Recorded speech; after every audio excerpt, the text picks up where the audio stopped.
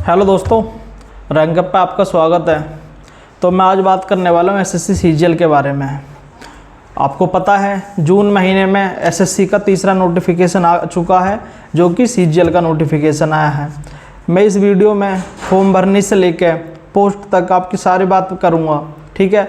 और अगर आप इस चैनल पर नए हैं तो चैनल को सब्सक्राइब कर सकते हैं, और वीडियो अच्छी लगे तो वीडियो लाइक भी करनी है।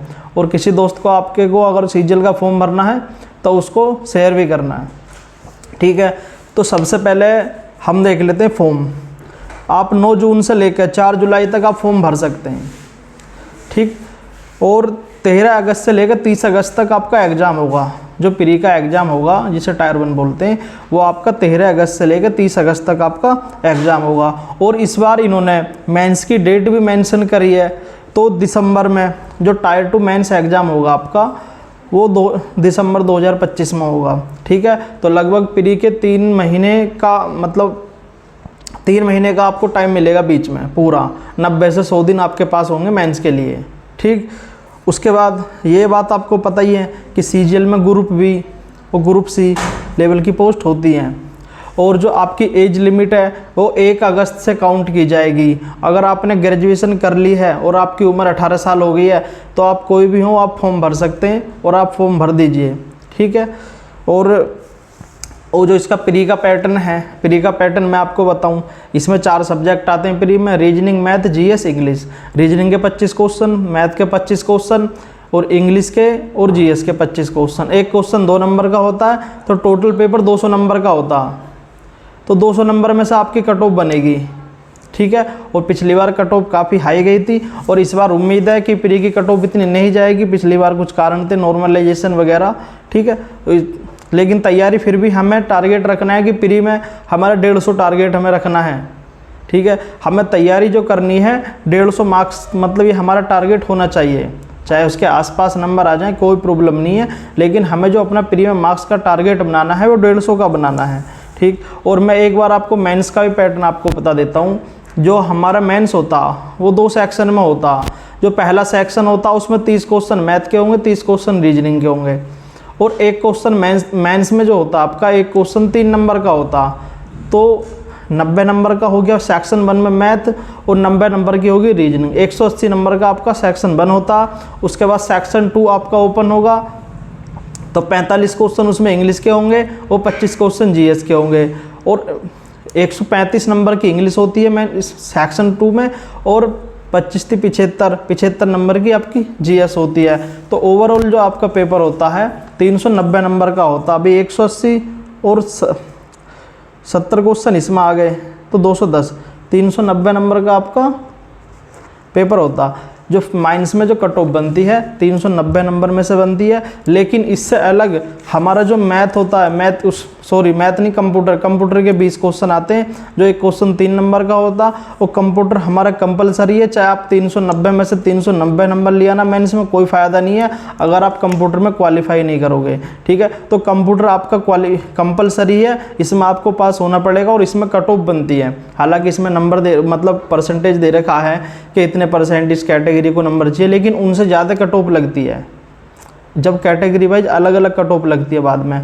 तो आप मतलब कोशिश करें कि 60 में से जो कंप्यूटर का एग्जाम है आपका 20 क्वेश्चन आते हैं, क्वेश्चन 3 नंबर का होता है, 60 नंबर का कंप्यूटर होता है ये, तो उसमें से आपके 40-42 नंबर होने चाहिए। तो आप कोई भी कैटेगरी से हैं तो आप सिक्योर हैं फिर।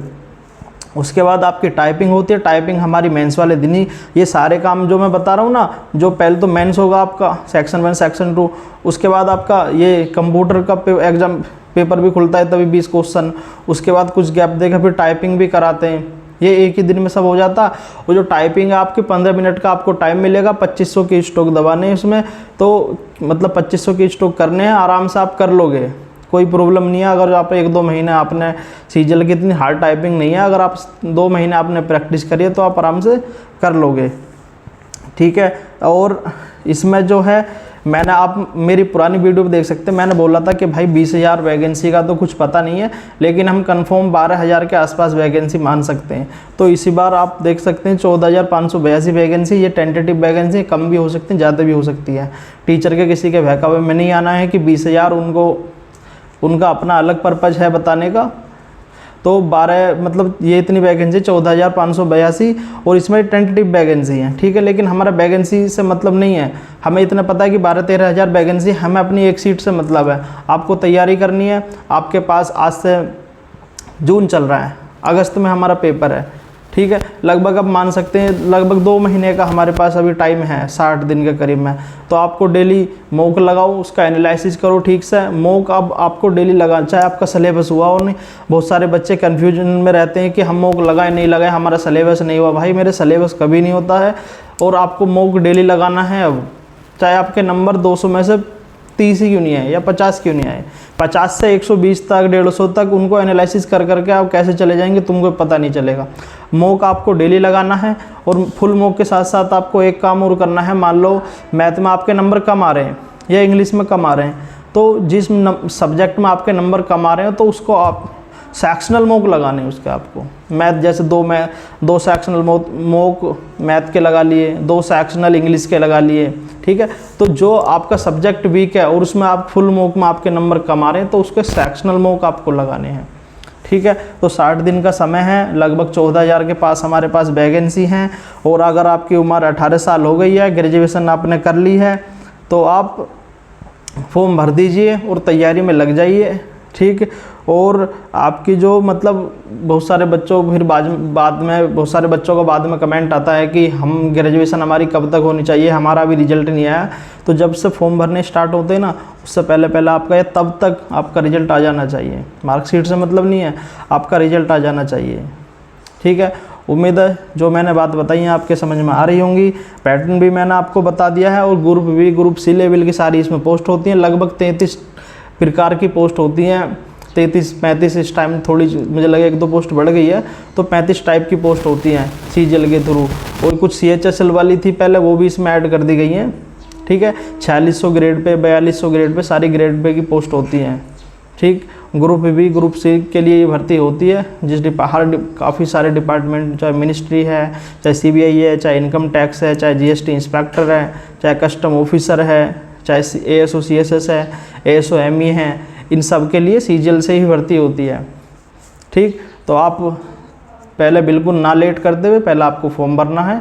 उसके बाद आपको पढ़ाई, सबसे पहले आप फॉर्म भर दें, कभी बाद में दिक्कत हो, ठीक है। तो सबसे पहले आपको फॉर्म भरना है। अगर आपकी उम्र 18 साल होगी, आपने ग्रेजुएशन कर लिया तो, ठीक। उम्मीद है। और मैं इसके बारे में मॉक कैसे लगाएं आप मुझे कमेंट कर सकते हैं, मतलब मॉक कैसे लगाएं या इसकी टेक्निक, मैं इन सब पे डिटेल वीडियो बना सकता हूँ। आप अगर किसी चीज़ के बारे में आप मुझसे पूछना चाहते तो मुझे कमेंट कर सकते हैं, मैं आपका रिप्लाई ज़रूर करूँगा। तो उम्मीद है जो मैंने बताया आपके समझ में आया होगा। और वीडियो आपको अच्छी लगी है तो वीडियो को लाइक करें और चैनल को सब्सक्राइब भी करें अगर आप नए हैं। और किसी दोस्त को आपके को सीजीएल का फॉर्म भरना है या इन चीज़ों के बारे में नहीं पता तो इसे वीडियो को शेयर भी कर सकते हैं, ठीक है। तो आज के लिए धन्यवाद, मिलते हैं अगली वीडियो में।